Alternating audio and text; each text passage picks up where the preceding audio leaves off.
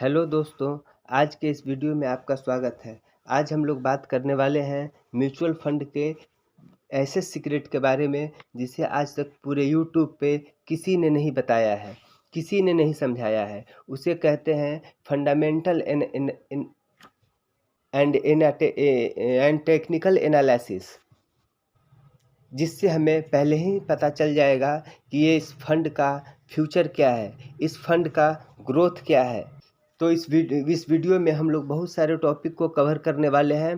तो चलिए देर न करते हुए हम लोग वीडियो की शुरुआत करते हैं। तो सबसे पहले हम लोग बात करते हैं टेक्निकल एनालिसिस के बारे में कि टेक्निकल एनालिसिस हम लोग कैसे करते हैं, म्यूचुअल फंड में हम लोग टेक्निकल एनालिसिस कैसे करते हैं।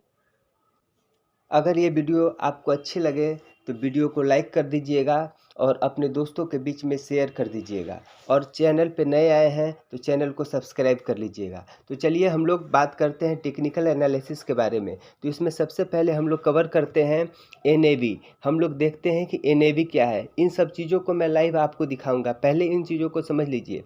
उसके बाद सेकेंड चीज़ हम लोग देखते हैं एग्जिट लोड, कि हम जो है कि ये फंड का एग्जिट लोड कितना है और ये कहाँ मिलेगा, ये सब कुछ मैं आपको लाइव दिखाऊंगा। तो उसके बाद हम लोग उसमें देखते हैं लॉकिंग पीरियड। इसमें हम लोग देखेंगे कि फंड में लॉकिंग पीरियड का रोल क्या होता है। उसके बाद हम लोग देखेंगे एक्सपेंस रेशियो, रिटर्न और फिर टैक्स इम्प्लीकेशन, ताकि जिससे हमें ये पता चलेगा कि फंड में जो है अब इसका मैच्योरिटी पूरा होने के बाद फाइनल हम लोग को कितना अमाउंट मिलने वाला है। तो चलिए हम लोग इसको लाइव, मैं आपको इसको लाइव दिखाता हूँ। तो सबसे पहले हम लोग को आना होगा एक में जो है धन ऐप का हम लोग इंटरफेस खोलते हैं, जहाँ से हम लोग इन सब चीज़ों को लाइव हम लोग देखेंगे। तो आप जैसा कि देख रहे हैं, हमने एक धन का प्लेटफॉर्म पे हमने जो है कि खोल रखा है। यहाँ पे आप देखिए, यहाँ NAV दिखा रहा है, NAV 20 है। NAV से पता चलता है कि इस फंड का जो है कि कितना अभी वैल्यू है, कि पर यूनिट वैल्यू कितना है। अब हम लोग आगे चलते हैं एग्जिट लोड पे। तो एग्जिट लोड हम आपको दिखा रहे हैं। एग्जिट लोड का मतलब होता है कि आपको विड्रॉ करते समय कितना चार्ज लगेगा। तो आप जैसा कि यहाँ पर देख रहे हैं, किसी प्रकार का कोई चार्ज नहीं लग रहा है, किसी प्रकार का कोई चार्ज नहीं लग रहा है। फिर हम लोग आगे देखते हैं एक्सपेंस रेशियो।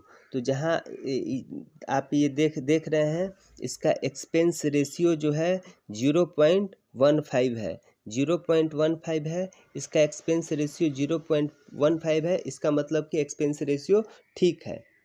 आगे हम लोग देखते हैं कि ये फंड जो है रिटर्न कितना दिया है। तो आप यहाँ ये देख रहे हैं, इसका रिटर्न जो है 3 साल में जो है 38.96% के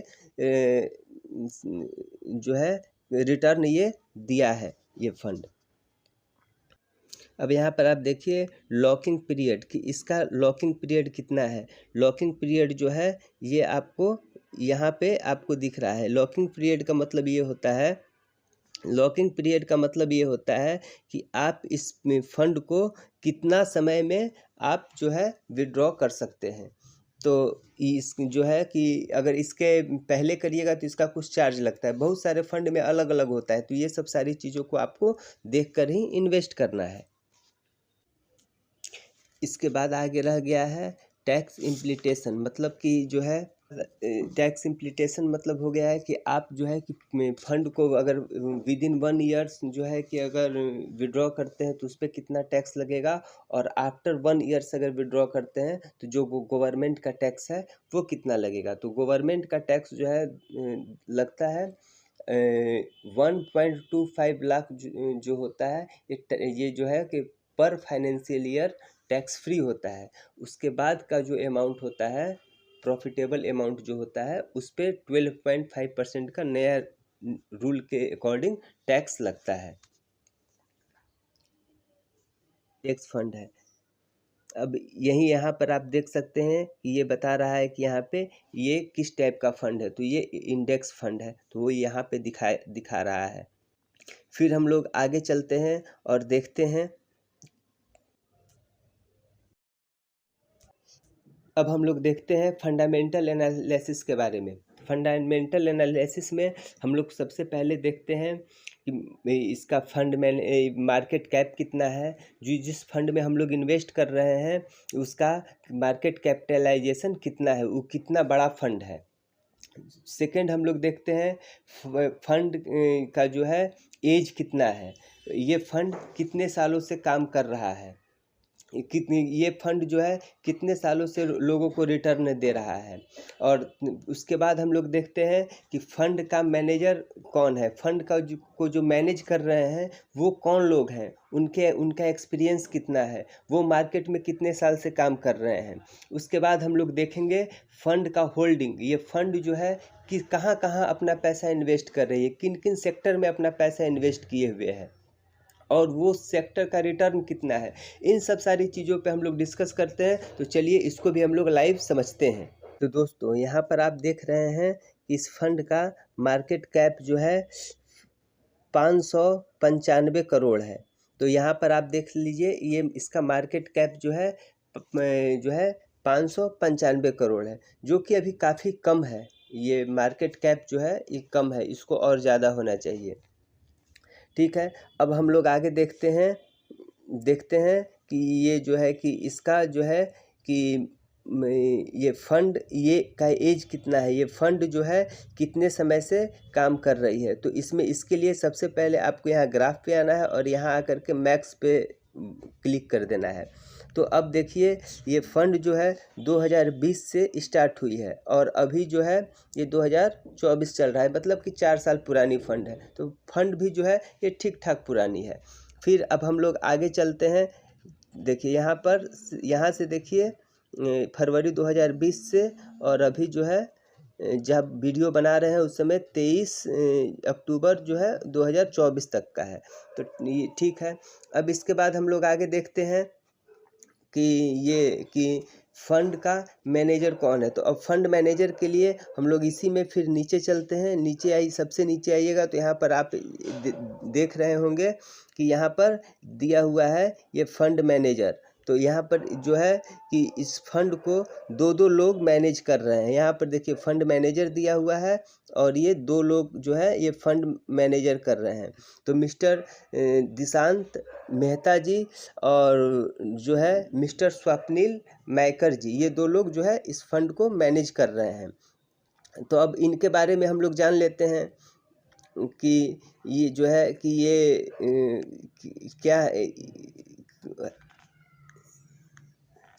तो यहाँ पर अब आप देख सकते हैं कि ये जो है कि ये इनका जो है ये क्वालिफिकेशन बता रहा है कि ये इनका क्वालिफिकेशन है। तो ये इनका क्वालिफिकेशन है और ये इस बिजनेस में कब से काम कर रहे हैं। तो उसके नीचे इनका एक्सपीरियंस देखिए, जो उसके नीचे जो है आप यहाँ पर आप देख रहे होंगे ये उनका एक्सपीरियंस बता रहा है। तो वो जो है यहाँ पर जो है कि जो है अगस्त 2005 से फरवरी 2010 तक वो मोतीलाल में काम किए हुए हैं। उसके बाद अब आगे जो है वो इसमें अभी कंटिन्यू कर रहे हैं और इसमें ये कई सारे फंड को अभी ये इस कंपनी के इतने सारे फंड को ये आप देख रहे हैं कि इसको ये मैनेज कर रहे हैं। ठीक, तो ये इनके लिए ये अच्छा खासा इनको एक्सपीरियंस है फंड मैनेज करने का, जो कि हम लोग के कैपिटल को नुकसान होने से ये काफ़ी हद तक ये उसको बचा सकते हैं। इनके पास इतना एक्सपीरियंस है। तो अब आगे हम लोग देखेंगे कि फंड की होल्डिंग क्या है। ये फंड जो है कहाँ कहाँ हम लोग का जो इन्वेस्टमेंट है वो कहाँ कहाँ इन्वेस्ट किया गया है। तो अब आप यहाँ पर देख रहे हैं ये फंड होल्डिंग। तो यहाँ पर ओवरव्यू पे था, अभी फंड होल्डिंग पे आ गया। तो देखिए यहाँ हम लोग का इन्वेस्टमेंट जो है HDFC बैंक में 11.36 है, रिलायंस इंडस्ट्रीज में 8.66 है, ICICI बैंक में है, इन्फोसिस में है, ITC में है, भारतीय एयरटेल में है। इस तरह जितने भी जगह इन्वेस्टमेंट है वह यहाँ पर आप उसको सारा एनालाइज कर सकते हैं। तो इस तरह जब आपको अपने फंड के बारे में सारी जानकारियाँ रहेंगी तो आपको नुकसान कम होगा, नुकसान न के बराबर होगा, और आपका फंड जो है कहाँ लगा हुआ है, उसका इन्वेस्टमेंट कहाँ पे है, इसकी इस तरह की सारी जानकारियाँ आपके पास रहेंगी तो आपको जो है कि प्रॉफिट होने की संभावना ज़्यादा रहेगी और आप नुकसान से बचिएगा। तो दोस्तों ये जो है आज